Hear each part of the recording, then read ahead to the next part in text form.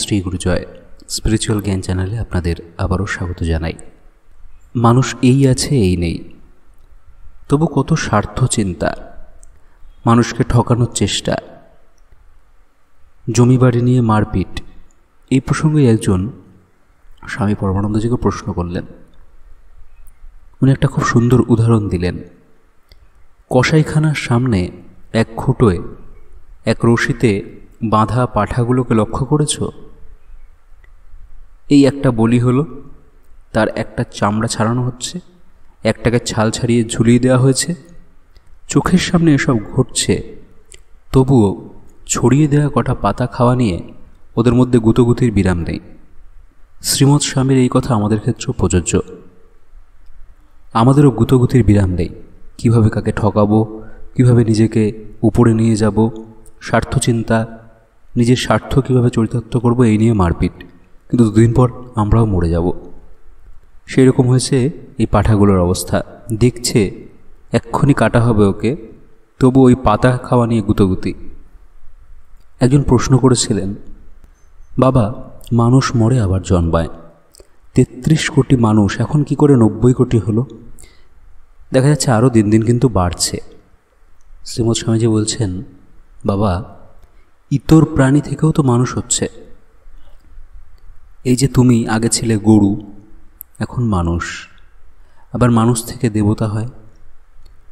উদাহরণ না দিলে তুমি বুঝে উঠতে পারবে না।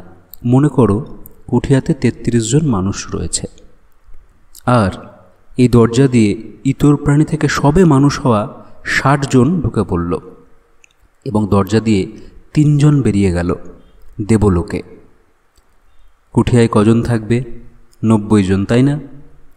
অন্যদিকে যদি 10 জন মাত্র ঢোকে আর 18 জন বেরিয়ে যায়, তবে কুঠিয়াতে কজন থাকবে? 25 জন মাত্র, তাই তো?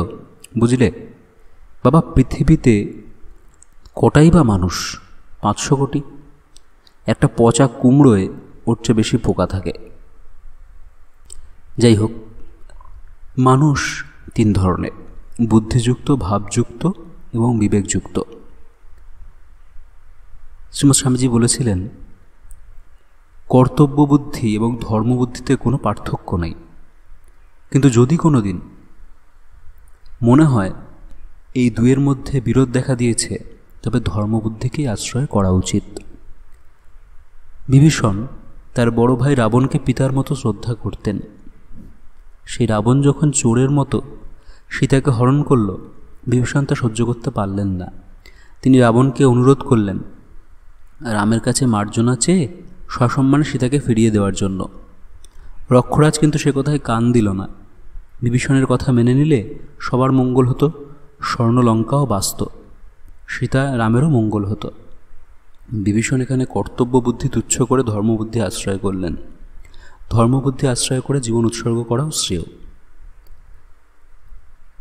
মানুষ 3 ধরনের। শ্রীমৎ স্বামীজি বলছেন, বুদ্ধিযুক্ত, ভাবযুক্ত ও বিবেকযুক্ত। অধিকাংশ মানুষই বুদ্ধিযুক্ত কিংবা ভাবযুক্ত হয়। তারা তীর্থযাত্রা ও মন্দিরে যাওয়ার উপর জোর দেয়। এরা ধার্মিক কিন্তু আধ্যাত্মিক নয়। বুদ্ধিযুক্তরা বড্ড চর্চা ও বিতণ্ডা করে। ওই করে তাকে অর্থাৎ ঈশ্বরকে লাভ করা যায় না।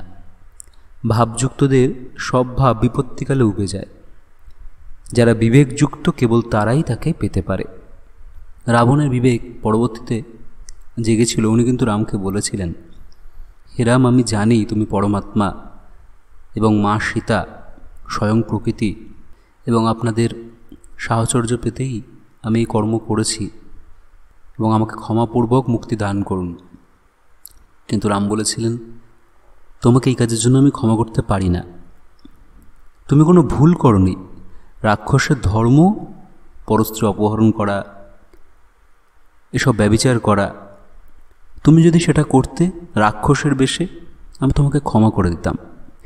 কিন্তু তুমি সন্ন্যাসীর বেশে সীতাকে হরণ করেছ। এই পাপ অক্ষয়। সন্ন্যাসীর বেশে ভণ্ডামির কোনো ক্ষমা নেই। আজকের আলোচনা এই পর্যন্তই। সবাই ভালো থাকবেন, সুস্থ থাকবেন। ওম শ্রী গুরু জয়, শ্রী গুরু জয়, শ্রী গুরু জয়।